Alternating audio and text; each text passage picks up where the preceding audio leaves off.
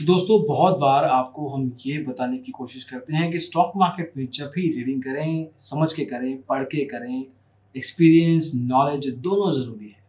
इसी चीज़ को आगे बढ़ाते हुए आज हम MACD moving average convergence divergence indicator के बारे में डिटेल में बात करेंगे, एग्जांपल्स भी देंगे रियल टाइम लेवल पे और ये देंगे हमारे टेक्निकल एक्सपर्ट मिस्टर मनमोहन। तो इस वीडियो में एग्जैक्ट लेवल पे पूरा वॉक थ्रू दिया जाएगा आपको और होपफुली आपको कुछ सीखने को मिले। तो आइए शुरू करते हैं।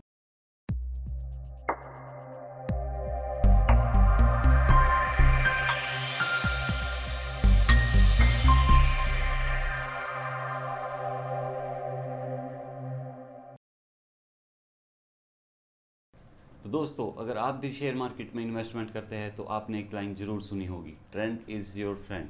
तो आज बात करने जा रहा हूँ एक ऐसे इंडिकेटर की जो एक ट्रेंड के मोमेंटम को फॉलो करने वाला इंडिकेटर है। जी हाँ, हम एमएसीडी के बारे में बात करने वाले हैं। तो आज इस वीडियो में हम एमएसीडी के बेसिक कैलकुलेशन, बेसिक कॉन्सेप्ट के बारे में बात करेंगे और लाइव एग्जाम्पल के थ्रू ये भी देखेंगे कि इसमें ट्रेडिंग कैसे की जाती है। तो दोस्तों, मैं हूं Manmohan Thakur, technical analyst stock पाठशाला से। तो आइए शुरू करते हैं। तो जैसा कि आपको यहाँ पर दिख रहा होगा, आपके सामने एमएसीडी इंडिकेटर है। एमएसीडी की फुल फॉर्म होती है मूविंग एवरेज कन्वर्जेंस डाइवर्जेंस। अभी हमने यहाँ पर एमएसीडी की डिफ़ॉल्ट सेटिंग्स यानी 12, 26, 9 को अप्लाई कर रखा है। इसमें 3 कंपोनेंट होते हैं, जैसा कि आप चार्ट में देख सकते हैं।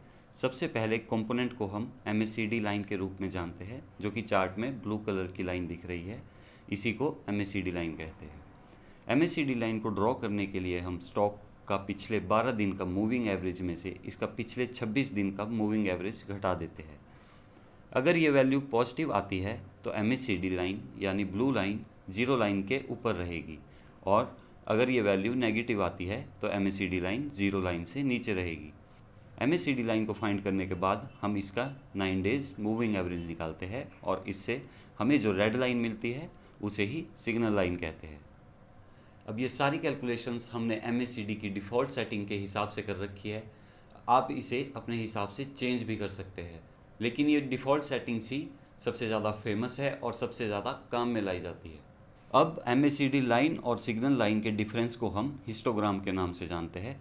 अगर एमएसीडी लाइन सिग्नल लाइन से ऊपर है तो हिस्टोग्राम भी जीरो लाइन से ऊपर होगा, लेकिन अगर एमएसीडी लाइन सिग्नल लाइन से नीचे है तो हिस्टोग्राम जीरो लाइन से नीचे रहेगा। जैसे जैसे एमएसीडी लाइन और सिग्नल लाइन का डिफरेंस बढ़ता जाता है, वैसे वैसे हिस्टोग्राम का साइज़ भी बढ़ता जाता है। अब हम सीखेंगे कि एमएसीडी इंडिकेटर का इस्तेमाल करके आप बाय और सेल सिग्नल कैसे जनरेट कर सकते हैं।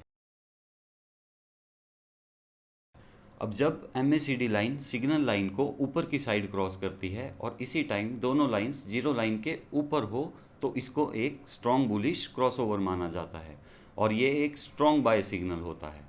जैसा कि हम देख सकते हैं कि यहाँ हमें एचडीएफसी बैंक का प्राइस चार्ट दिख रहा है और इसमें एमएसीडी इंडिकेटर भी हमने लगा दिया है।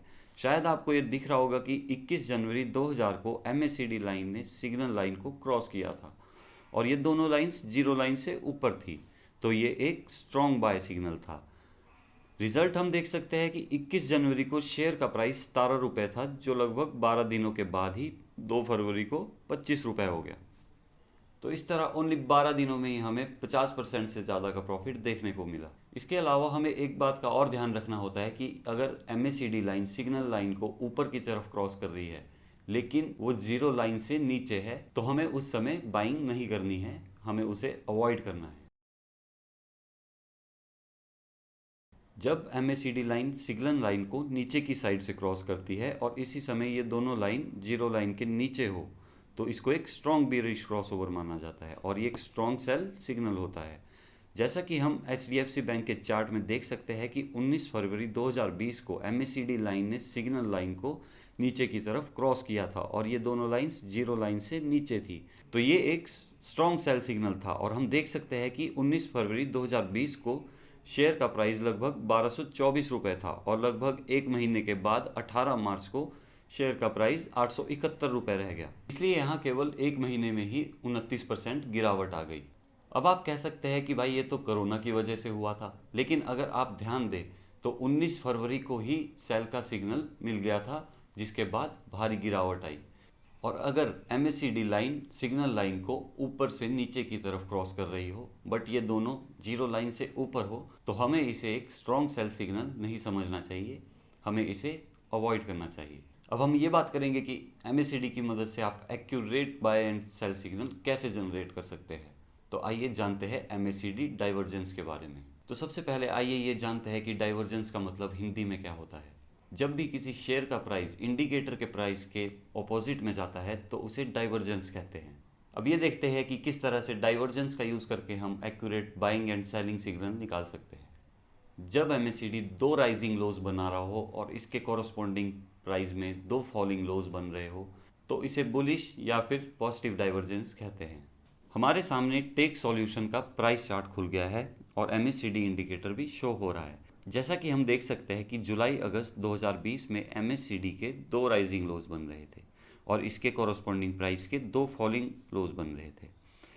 MACD के राइजिंग लोज का मतलब ये हुआ कि आगे वाला लो इसके प्रीवियस लो से थोड़ा ऊपर बन रहा है और प्राइस के फॉलिंग लो का मतलब ये हुआ कि आगे वाला लो इसके प्रीवियस लो से थोड़ा नीचे बन रहा है।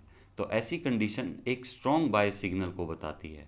हम देख सकते हैं कि 27 जुलाई को शेयर की कीमत 40 रुपये थी और लगभग एक महीने बाद 24 अगस्त को शेयर की कीमत 60 रुपये हो गई। तो अगर आपने 27 जुलाई को इस स्टॉक में एंट्री ली होती तो आपको एक महीने से भी कम के अंदर 50% रिटर्न मिल जाता। तो इस प्रकार के डाइवर्जेंस को हम बुलिश या फिर पॉजिटिव डाइवर्जेंस कहते हैं। जब MACD दो फॉलिंग हाइज बना रहा हो और इसके कॉरस्पॉन्डिंग शेयर प्राइस दो राइजिंग हाइज बना रहे हो तो इसे कहा जाता है नेगेटिव डाइवर्जेंस या फिर बियरिश डाइवर्जेंस। अब हमारे सामने VST इंडस्ट्रीज का प्राइस चार्ट खुल गया है और इस पे आपको MACD इंडिकेटर भी शो हो रहा होगा। हम आसानी से देख सकते हैं कि MACD के दो फॉलिंग हाइज बन रहे हैं और इसके कॉरस्पॉन्डिंग प्राइस के दो राइजिंग हाइज बन रहे हैं। MACD के फॉलिंग हाइज का मतलब ये हुआ कि इससे आगे वाला हाई इसके प्रीवियस हाई से थोड़ा ऊपर बन रहा है। तो ऐसी कंडीशन एक स्ट्रॉन्ग सेल को बताती है। 22 जनवरी 2020 को शेयर का प्राइस 48 रुपये था और केवल एक महीने बाद ही 2 मार्च 2020 को शेयर की प्राइस 4000 रुपये रह गई। ये स्टॉक एक महीने में ही 17% गिर गया और इसी प्रकार के डाइवर्जेंस को कहा जाता है बियरिश डाइवर्जेंस। तो दोस्तों इस वीडियो में हमने देखा कि MACD इंडिकेटर की मदद से आप किस तरह MACD क्रॉस ओवर और MACD डाइवर्जेंस का यूज़ करके buying and selling signal generate कर सकते हैं। इस वीडियो में इतना ही। अगर आप और भी इंडिकेटर्स का इस्तेमाल करना सीखना चाहते हैं तो हमारी ऐप स्टॉक पाठशाला को डाउनलोड कीजिए, इंस्टॉल कीजिए। आपको वहाँ पर काफ़ी सारी वीडियोस, पॉडकास्ट और बहुत सारे कोर्सेज मिलेंगे जिससे आप स्टॉक मार्केट में ट्रेडिंग करना सीख सकते हैं। और हाँ, डिजिटल ब्लॉगर को सब्सक्राइब करना बिल्कुल मत भूलिएगा। Thank you so much, bye bye. तो होपफुली दोस्तों आपको MACD के बारे में कुछ ऐसी बातें पता चली होगी जो शायद पहले नहीं पता थी या इस पूरे इंडिकेटर के बारे में शायद नहीं पता था और इसका इस्तेमाल करना भी आ गया है।